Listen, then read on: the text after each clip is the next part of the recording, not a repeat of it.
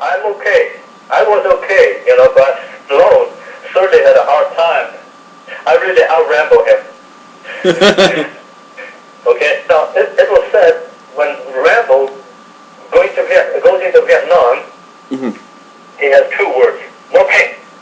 No pain. Okay, no pain. And never defeated. He always killed the enemy. Okay. So when he get in there, and our Vietnamese guerrilla, all get eliminated, killed, tough guy.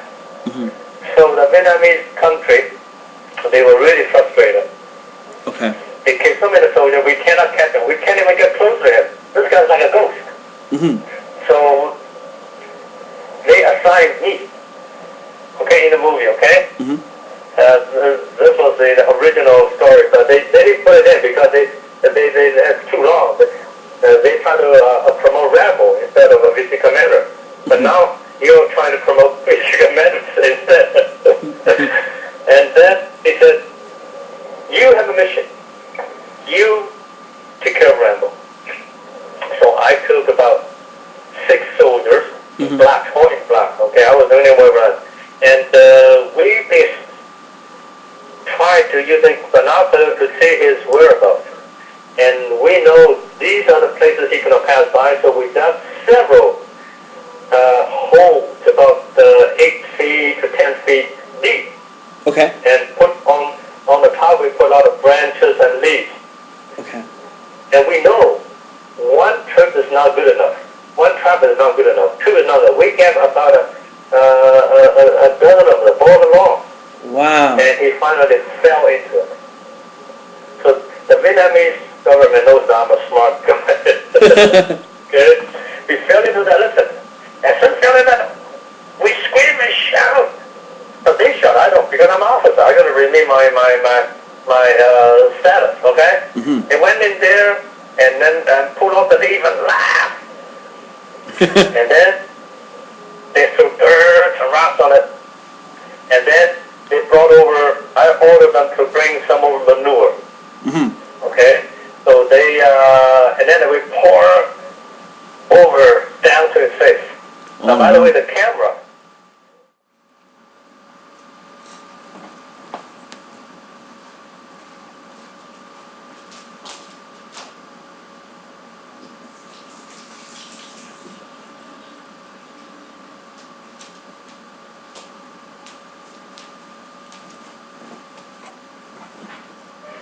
Welcome back to RAMBOMANIA. That was an exclusive clip from the upcoming memoir of Grand Master Stephen Chang set of episodes that we got coming your way. If I don't have to tell you that it's a dream come true to be working on this project, and at the same time, if you guys want to know anything else about the project, just feel free to inbox me, and I can let you know what's going on. At the same time, there's going to be some events coming up, scheduled to come up, and just a bunch of stuff that we're yet to tell you, all of you. And at the same time, maybe as well you can inbox me if you want to know about being an extra in one of Stephen Chang's new movies, which is something that we'll be getting to.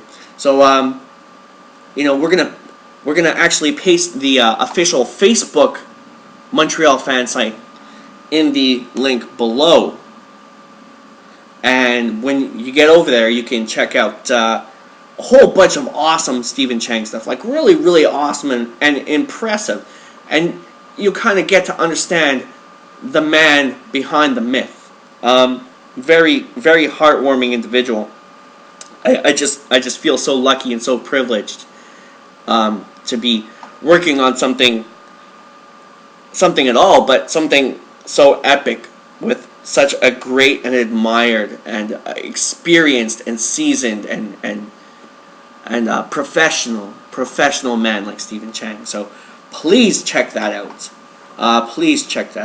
And more updates coming soon. The official website will probably be up, if not over the weekend, but it will be up pretty soon. We're working on some extended art to make that site just a little bit cooler than the Facebook site.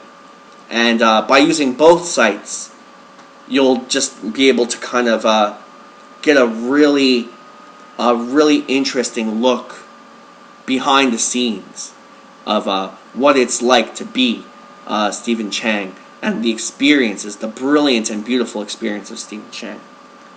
So, tonight's show, I don't have to tell you that I've been waiting for this one for a while now, and I'm just so glad that we're finally getting to get together with tonight's special guest, who's here in spirit, to really work on today's most awesome of episodes, and it's something I kind of want to do more of in the future. You know, have guests on in this way if we can't have them on in other ways.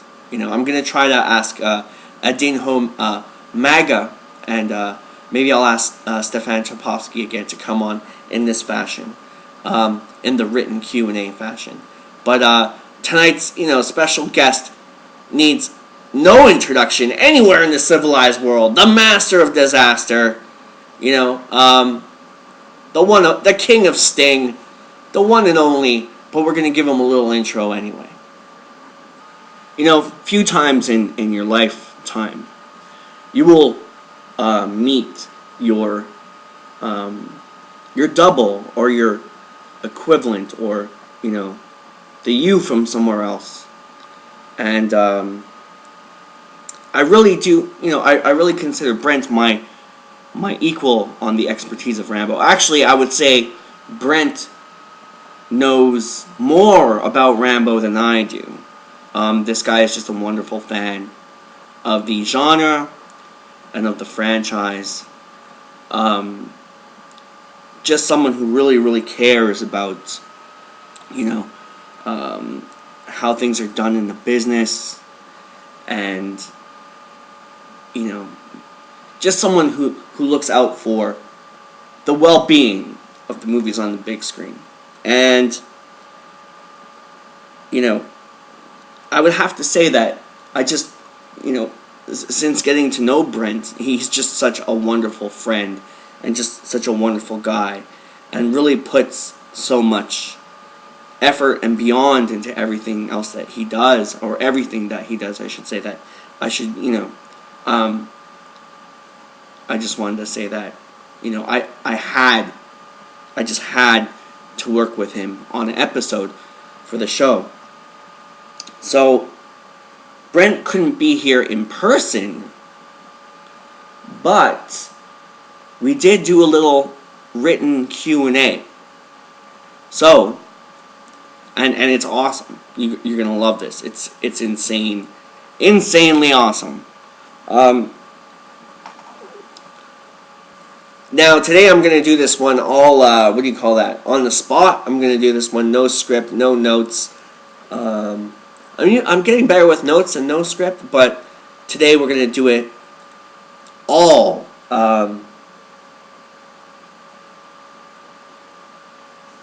What's the word I'm trying to find?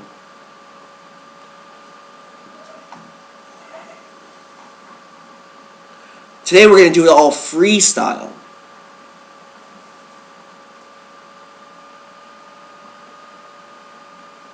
We're going to do it all improv, all improvisation.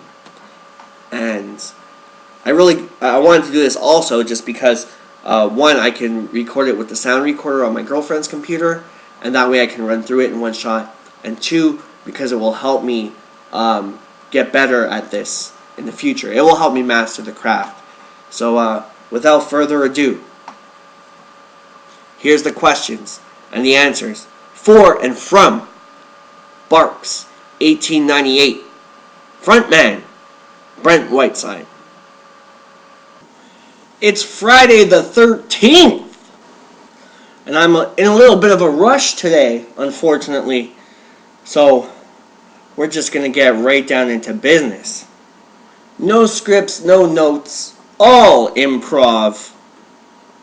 And what a show we have for you tonight.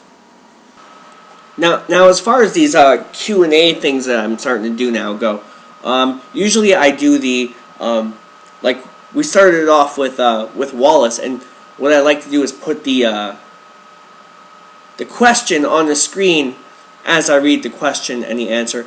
But unfortunately today, like I said, I'm just in a little bit of a rush, and I have some stuff to do over the weekend, so it's kind of hard, and we're going to be working on the a couple of really big videos plus the video with Steven. So time is kind of the essence. I'm just going to keep the background here, and it's still an awesome background. So you might have to follow along a little bit closer, instead of just skimming through and seeing what question we are in the background. Usually I post that, but today, unfortunately, I can't. Next time we'll go back to the other way, but we'll spice it up. We'll put some other stuff in there too, some nice images and things. So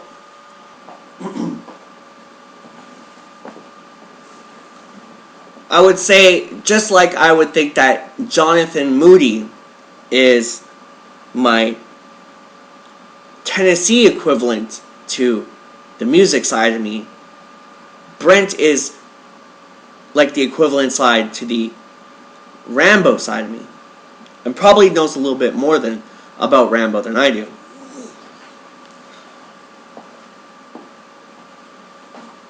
So,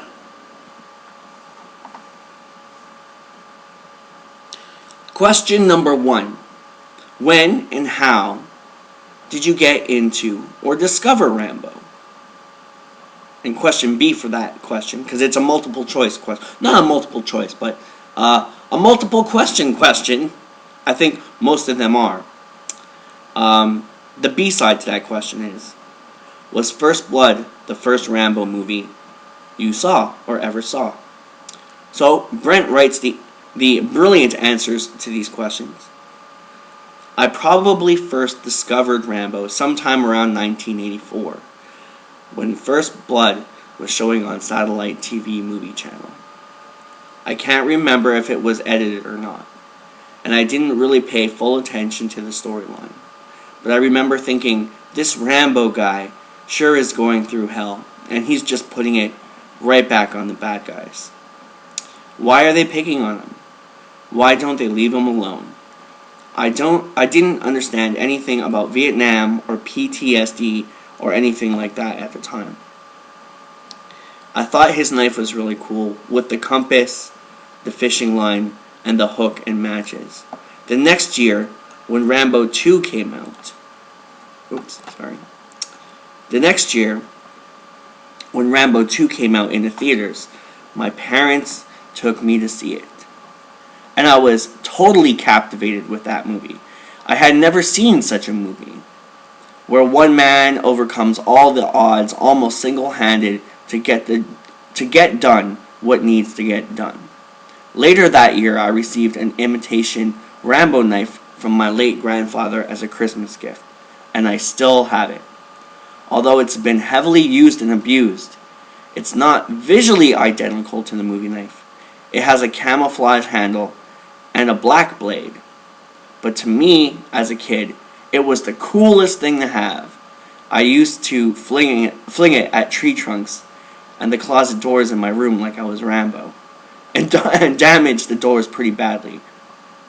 I took it with me on fishing trips, and my grandfather cleaned some of the fish we caught with it. Since I was a kid, after the movie left the theater, and I probably got fascinated with other stuff, other movies, other TV shows, etc. I guess for a while I forgot about Rambo, and for quite a while.